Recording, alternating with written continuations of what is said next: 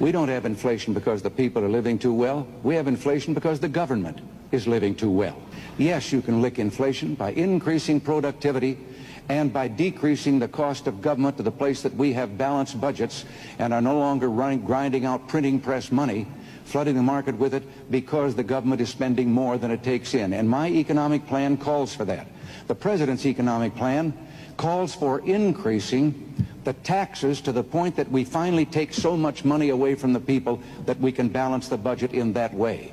But we will have a very poor nation and a very unsound economy if we follow that path. He was spot on, Reagan, years ago, and it's never been truer than it is today. The government is what creates inflation, okay? Businesses and private enterprise can't create inflation, okay, because they actually produce goods and services. Okay, there's two sides of the equation with inflation. There's currency and there's output, okay? The currency side, the increase in the supply of currency or money, that's driven by the government.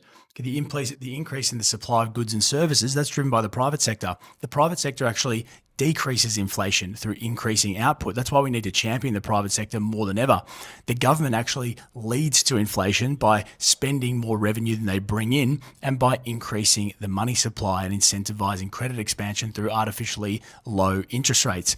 Okay, the biggest problem we have at the moment, which has driven extremely terrible outcomes, is that we have an inflation mandate and that incentivizes borrowing and drives up asset prices.